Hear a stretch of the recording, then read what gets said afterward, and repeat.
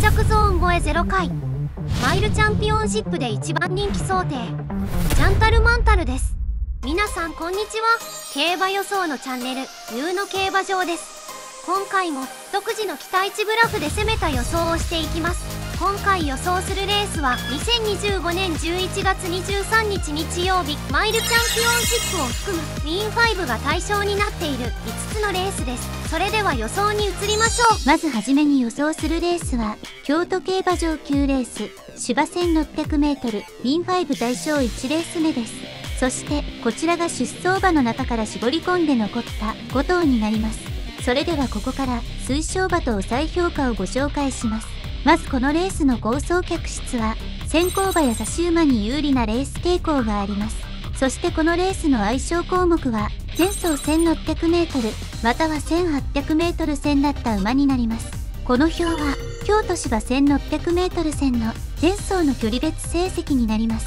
これを見ると前走 1600m と 1800m だった馬の成績がいいことがわかります。なのでこの内容を相性項目としました。それではこの内容も気にしながらこのレースの推奨馬を紹介します。まず1頭目の推奨馬はジャズになります。この馬は1着ゾーン超えは3回、差し客室は合っています。前走 1600m だったので相性項目に該当しています。次に2頭目の推奨馬はダノンフェアレディになります。この馬は1着ゾーン超えは2回、先行客室は合っています。前走 2000m だったので相性項目は該当していません。次に3頭目の推奨馬は名将セイローになります。この馬は1着ゾーン超えは2回、差し客室は合っています。前走 1400m だったので相性項目は該当していません。ここからは抑え評価2頭になります。抑え評価1頭目はブルーマエストロになります。この馬は1着ゾーン超えは3回、先行客室は合っています。前走は 1800m だったので相性項目に該当しています。もう1頭の抑え評価はグラシティアートになります。この馬は1着ゾーン超えは3回、追い込み客室はずれます。前走は 1600m だったので相性項目に該当しています。そしてこのレースの危険な人気馬はズバリコカリンチャになります。この馬は1着ゾーン超えは2回、追い込み客室はずれます。前走 1600m だったので相性項目に該当しています。ここまでは11月23日ウィン5対象1レース目京都9レースの予想になります。それではここからこのレースの馬名と印を現時点の人気も含めてまとめてもらいましょう。それでは京都競馬場9レースの予想をまとめます。抑え評価グラフィティアート現在3番人気、ブルーマエストロ現在1番人気、黒三角評価名将セイロー現在4番人気、丸評価ダノンフェアレディ現在2番人気、二重丸評価ジャズ現在5番人気。以上がウィン5対象1レース目京都9レースの予想になります。次に予想するレースは東京競馬場10レース芝 1600m ウィン5対象2レース目です。そしてこちらが出走馬の中から絞り込んで残った5頭になります。それではここから推奨馬と抑え評価をご紹介します。まずこのレースの構想客室は先行馬や差し馬に有利なレース傾向があります。そしてこのレースの相性項目は東京芝 1600m で連帯実績または初めての馬になります。この表はアキーロステークスの過去3年3着以内馬の東京芝 1600m 実績です。これを見るとこの条件で連帯実績馬が7頭、初めてだった馬が2頭です。なのでこの内容を相性項目としました。それではこの内容も気にしながらこのレースの推奨馬を紹介します。まず1頭目の推奨馬はコートアリシアンになります。この馬は1着ゾーン超えは4回、差し客室は合っています。東京芝 1600m は1002で相性項目に該当しています。次に2頭目の推奨馬はエンペラーズソードになります。この馬は1着ゾーン超えは3回、先行客室は合っています。東京芝 1600m は1111で相性項目に該当しています。次に3頭目の推奨馬はパワーホールになります。この馬は1着ゾーン超えは2回、逃げ客室は少しずれます。東京芝 1600m は0101で相性項目に該当しています。ここからは抑え評価2等になります。抑え評価1等目はポルカリズムになります。この馬は1着ゾーン超えは3回、差し脚質は合っています。東京芝 1600m は0001で相性項目は該当していません。もう1頭の抑え評価はアルトゥームになります。この馬は1着ゾーン超えは2回、差し脚質は合っています。東京芝 1600m は今回初めてなので相性項目に該当しています。そしてこのレースの危険な人気馬はズバリアスクセクシーモアになります。この馬は1着ゾーン超えは1回、差し脚質は合っています。東京芝 1600m は1011で相性項目に該当しています。ここまでは11月23ミン5対象2レース目東京10レースの予想になります。それではここからこのレースの馬名と印を現時点の人気も含めてまとめてもらいましょう。それでは東京競馬場10レースの予想をまとめます。抑え評価アルトゥーム現在7番人気、ポルカリズム現在5番人気、黒三角評価パワーホール現在4番人気、丸評価エンペラーズソード現在1番人気、二重丸評価ポートアリシアン現在3番人気。以上が B5 対象2レース目東京10レースの予想になります。次に予想するレースは京都競馬場10レースダート 1400m B5 対象3レース目です。そしてこちらが出走馬の中から絞り込んで残った5頭になります。それではここから推奨馬と抑え評価をご紹介します。まずこのレースの構想脚質は逃げや先行馬に有利なレース傾向があります。そしてこのレースの相性項目は5馬になります。この表は京都ダート 1400m の性別成績になります。これを見ると5馬の成績がいいことがわかります。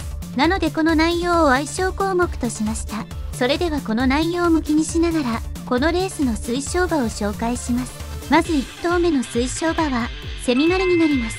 この馬は1着ゾーン超えは1回、先行脚質は合っています。5馬なので相性項目に該当しています。次に2頭目の推奨馬はベルクオーレになります。この馬は1着ゾーン超えは1回、逃げ脚質は合っています。牝馬なので相性項目は該当していません。次に3頭目の推奨馬はジャスパーバローズになります。この馬は1着ゾーン超えは1回、差し脚質は少しずれます。5馬なので相性項目に該当しています。ここからは抑え評価2等になります。抑え評価1等目はプロミシングスターになります。この馬は1着ゾーン超えは2回、差し脚質は少しずれます。5馬なので相性項目に該当しています。もう1頭の抑え評価はキャピタルサッツスになります。この馬は1着ゾーン超えは1回、差し脚質は少しずれます。5馬なので相性項目に該当しています。そしてこのレースの危険な人気馬はズバリフェルベンテになります。この馬は1着ゾーン超えは1回、差し脚質は少しずれます。5馬なので相性項目に該当しています。ここまでは11月23日ミン5対象3レース目京都10レースの予想になります。それではここからこのレースの馬名と印を現時点の人気も含めてまとめてもらいましょう。それでは京都競馬場10レースの予想をまとめます。抑え評価キャピタルサックス現在1番人気、プロミシングスター現在6番人気、黒三角評価ジャスパーバローズ現在12番人気、丸評価ベルクオーレ現在2番人気、二重丸評価セミマル現在8番人気。以上が B5 対象3レース目京都10レースの予想になります。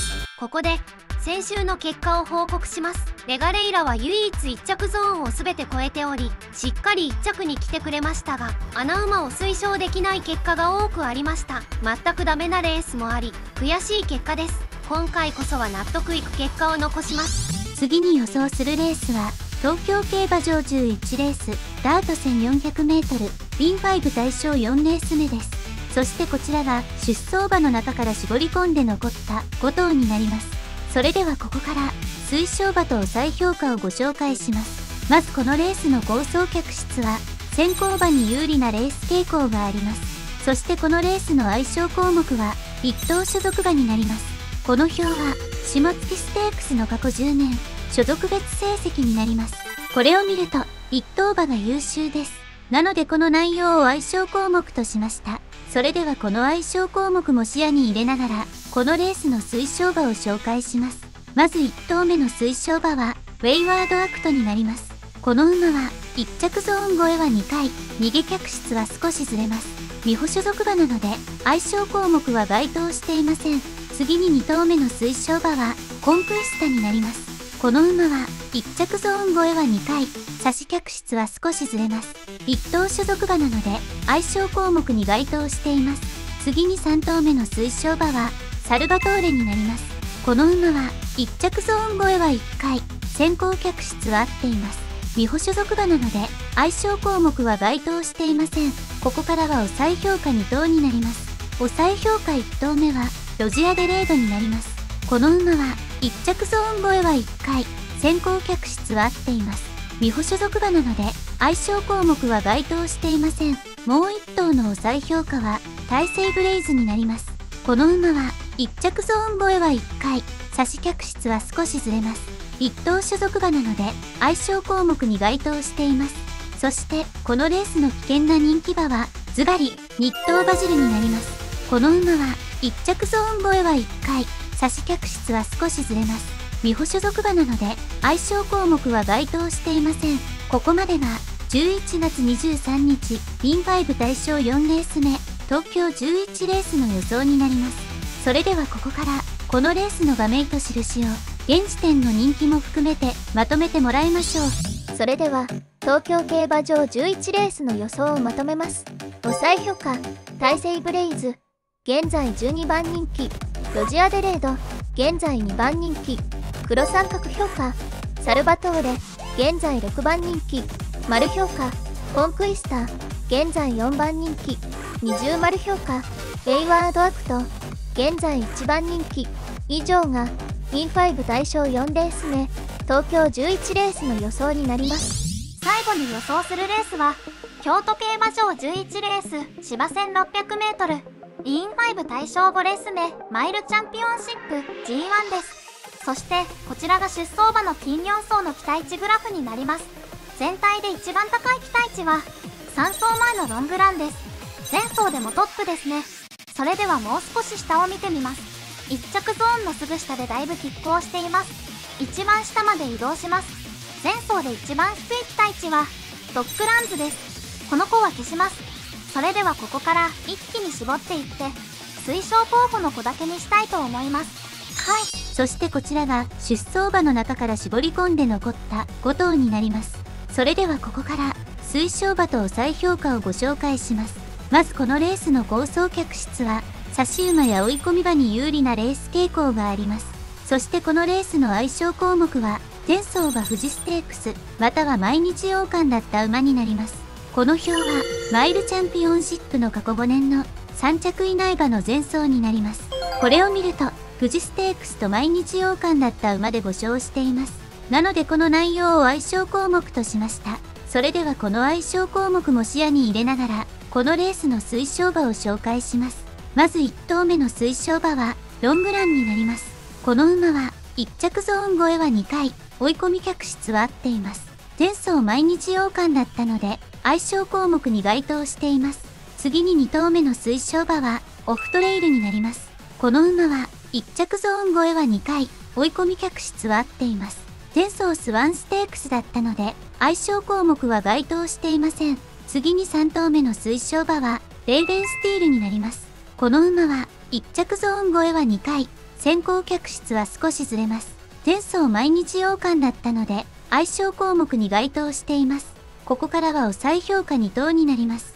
抑え評価1頭目は、ワイドラトゥールになります。この馬は、1着ゾーン超えは1回、追い込み客室は合っています。前走スワンステークスだったので、相性項目は該当していません。もう1頭の抑え評価は、アスコリキチェーノになります。この馬は、1着ゾーン超えは0回、差し客室は合っています。前走は海外戦だったので、相性項目は該当していません。そして、このレースの危険な人気馬は、ズバリ、ソウルラッシュになります。この馬は、1着ゾーン超えは2回、差し客室は合っています。前走は富士ステークスだったので、相性項目に該当しています。ここまでは、11月23日日曜日、WIN5 大賞5レース目、京都11レースの予想になります。それではここから、このレースの馬名と印を、現時点の人気も含めて、まとめてもらいましょう。それでは京都競馬場11レースの予想をまとめます。抑え評価アスコリプチェの現在3番人気、ワイドラトゥール現在13番人気、黒三角評価レーデンスティール現在5番人気、丸評価オフトレイル現在11番人気、二重丸評価ロングラン現在14番人気。以上がWIN5大賞5レース目京都11レースマイルチャンピオンシップの予想になります。以上が今回の予想になります。もちろん競馬は予測不能な要素も多く含まれていますので、必ずしも的中するものとは限りません。それでも私たち独自の予想メソッドに基づいて厳選された馬たちですので、ぜひ参考にしていただければと思います。今後もヌーの競馬場から予想を配信していきますので、ぜひチャンネル登録といいねの評価をいただけたら幸いです。ご視聴いただき誠にありがとうございました。次回の予想もお楽しみに。